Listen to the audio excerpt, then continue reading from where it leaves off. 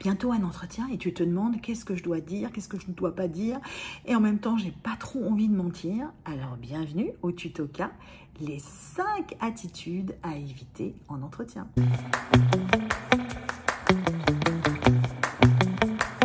Dans ce tuto K, je ne vais jamais te dire de ne pas dire. Je ne suis pas là pour te faire une liste de sujets à censurer.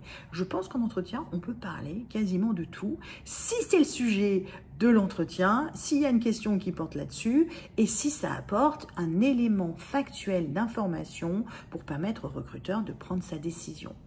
C'est pour ça que je t'ai rassembler ce tuto K sous 5 grandes familles ou catégories d'attitudes interprétées négativement par le recruteur. Première catégorie, la non-préparation. Erreur la plus fréquente, dire sa non-préparation. Qu'est-ce que vous savez de notre entreprise? Pas grand-chose, j'ai pas eu le temps de regarder, là l'entretien s'est fait assez vite, mais je regarderai ce soir. On évite de dire les choses comme ça n'apporte rien.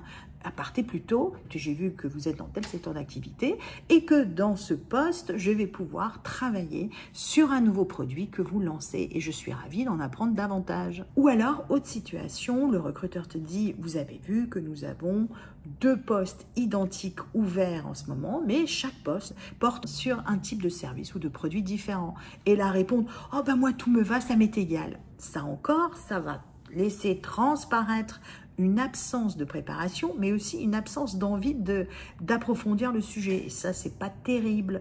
On peut dire, bah écoutez, dans chaque poste, il y a une prépondérance dans un sur, je sais pas, telle thématique où j'ai été exposée en entretien, en stage, et sur l'autre, il y a un domaine que je connais ou un domaine que je connais un peu moins, mais dans les 2 cas, c'est des postes qui me permettent de grandir en expérience sur tel domaine et aussi de m'exposer à des nouveaux sujets.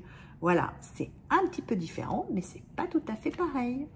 Deuxième catégorie d'attitudes interprétées tout de suite de façon négative, c'est la catégorie monsieur ou madame problème. Tu sais, c'est que dès que tu parles et tu passes beaucoup de temps de parole à parler de problèmes du passé. Typiquement, mal parler de sa boîte. Attends, je dis la boîte, je dis pas le manager. Donc, typiquement, dire « Ah, bah là, aujourd'hui, je souhaite partir parce que cette boîte est trop mal gérée, ils sont nuls, ils se laissent manger par la concurrence, ils font pas ça, ils font pas ci. » Si on te pose la question, si on te demande ton avis ou si on te demande comment va cette société, ça peut arriver, ok. Mais si de toi-même, tu associes ton départ à une critique générale de l'entreprise, ça n'apporte pas grand-chose à ton futur employeur, si ce n'est que tu parles mal de quelqu'un qui t'a payé pendant X temps. Ça ne veut pas dire qu'on ne peut pas en parler, mais on n'en parle pas comme ça. Deuxième sujet classique, bah, t'es parti à cause du manager, à cause du salaire et tout ça. Alors moi je dis pas qu'il faut pas le dire, mais ce qui compte, c'est pas de développer cette partie. Donc tu peux dire aujourd'hui je souhaite partir parce que je ne suis pas satisfait de ma relation avec mon manager ou de la façon que nous avons de communiquer ensemble. C'est pas ce que je préfère. Ça peut être une phrase ou deux, mais ce qui compte, c'est aujourd'hui et demain. Et à la lumière de cette expérience, je mesure à quel point, pour moi, c'est important de dire ce que tu recherches, de travailler avec un manager qui prend du temps pour son équipe, qui va suivre le développement des projets et qui est toujours prêt à intervenir, par exemple, pour appuyer une nouvelle idée. Donc, ce qui compte, c'est pas de mentir et de cacher les raisons de ton départ, mais vraiment d'insister en temps que tu passes sur le sujet, sur ce que je recherche aujourd'hui. Et ça, le recruteur a besoin de le savoir. Troisième catégorie, celle du « vous cherchez pas les problèmes, mais moi, je vous en donnais des potentiels ». Typiquement, tu as été malade. Alors, je ne dis pas encore une fois qu'il ne faut pas en parler. Je dis simplement que si c'est quelque chose qui est derrière toi et que ça n'a pas d'impact aujourd'hui sur comment tu fais ton travail ou ça ne t'empêche pas de faire bien ce poste, à ce stade des entretiens, je ne pense pas qu'il soit nécessaire d'en parler s'il n'y a pas d'aménagement à faire dans le poste. Surtout si c'est un sujet émotionnel souvent, donc ça peut casser un peu ton assurance en entretien parce que ça peut faire remonter pas mal d'émotions qui peuvent te déstabiliser un petit peu. Donc, ce sujet-là, s'il te soucie, par exemple parce que tu as encore des examens médicaux à passer ou des choses comme ça, au moment où tu reçois l'offre, tu pourras en parler avec ton manager ou les RH en disant, eh bien, pour information, je souhaite partager le fait qu'il m'arrive d'avoir des examens, comment ça se passe, comment je devrais en informer mon manager pour pouvoir me rendre à mes examens sans ça impacte l'organisation, enfin, l'organisation générale de l'équipe. Voilà, donc l'idée encore, c'est pas de ne pas en parler, c'est d'en parler au bon moment. Deuxième type de sujet sensible qui n'apporte rien pendant l'entretien, celui de l'âge. Soit tu es très jeune, soit tu es bien mûr. Quand tu te présentes, inutile de dire « Bonjour Didier, bonjour Kevin, j'ai X âge, j'ai 45 ans, j'ai 22 ans. » Pourquoi? Parce que ce n'est pas indispensable à la présentation et ça peut participer d'une interprétation ou d'un biais. En tout cas, si tu n'es pas pris, toi tu risques de te dire « Est-ce que c'est, on m'a pas dit non parce que je suis trop jeune, parce que nanani, ou parce que je suis trop vieux. » Donc, pour éviter ça, ne tends pas la joue. Quatrième catégorie d'attitude à éviter, celle qui consiste à se dévaloriser en entretien. Pourquoi on devrait vous embaucher pour ce poste? Et toi, tu réponds, je sais bien que j'ai pas d'expérience, mais j'aime apprendre. Alors, c'est un très bon état d'esprit, on aime. C'est pas un défaut de ne pas avoir d'expérience, mais tu n'as pas besoin de le remettre en lumière. Tu peux simplement dire, une bonne raison de me prendre pour ce poste, c'est que tel sujet, je l'ai bien étudié en cours, je l'ai vu en stage, maintenant je ne peux que grandir dedans, je sais que ça me plaît, je sais que je vais être motivée à acquérir de l'expérience, donc je sais que je vais pouvoir délivrer des résultats assez rapidement. C'est pas du tout la même attitude. Autre exemple où indirectement tu peux te dévaloriser en entretien, c'est dire ton salaire qui était trop bas avant. Aujourd'hui je pars car mon salaire est hors marché, est vraiment sous-estimé par rapport à ce que l'on paye sur le marché.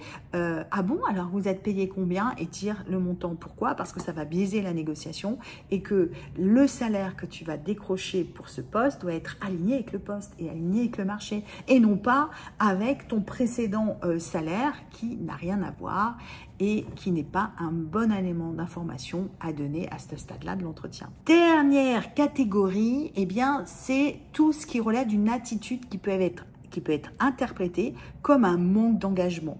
Typiquement, si on te demande comment vous voyez-vous dans 5 ans, et là tu pars sur des choses comme moi je me vois entrepreneur, je me vois à mon compte, je vais monter ma boîte, je me vois mariée, je me vois, voilà. Et tu pars sur soit des choses personnelles, soit des choses qui ne concernent pas l'organisation d'une façon générale. Donc, ça ne va pas aider à la prise de décision du recruteur, encore une fois, et puis ça ne va pas t'aider, toi, à te montrer très engagé pour l'entreprise ou pour le poste. Même si 5 ans, c'est bon, quoi. Hein. La durée moyenne en poste est de 3 ans, donc c'est pas forcément un impact mauvais sur le court terme. Mais c'est pas nécessaire de poser ce point qui peut poser question à certaines des personnes qui vont prendre la décision. Et enfin, le cas typique de t'as posé aucune question pendant l'entretien, ni sur le poste, ni sur l'environnement, et tu ne poses aucune question à la fin quand on te demande si tu as encore des questions, ou alors tu n'en poses qu'une qui sont sur les conditions de travail, le télétravail ou le salaire. Alors moi je ne dis pas qu'il ne faut pas en parler en entretien, bien sûr que c'est des questions importantes parce que toi elles vont t'aider à prendre ta décision. Maintenant, poser 0 question sur le poste et ne poser que des questions sur les conditions de travail, ça peut être interprété, surtout par d'autres générations qui peuvent t'interroger en entretien, comme ne se préoccuper que de ça et ne peut s'intéresser au poste, par exemple. Donc, encore une fois, on ne dit pas que c'est la vérité, on dit que toutes ces attitudes-là, ces 5 attitudes, peuvent créer des biais d'interprétation pour les personnes qui sont en face de toi, et même si elles sont professionnelles, ces biais peuvent être humains. Donc, en résumé, passe un entretien en étant détendu parce que tu n'as rien à cacher. Par contre, sur des points qui sont un peu sensibles pour toi ou qui sont très présents et qui sont importants pour toi et qui peuvent déclencher une certaine émotion qui fasse que d'un seul coup, tu vas t'étendre sur le sujet un peu trop longtemps, eh bien, prépare-toi à les exprimer autrement. Bon entretien!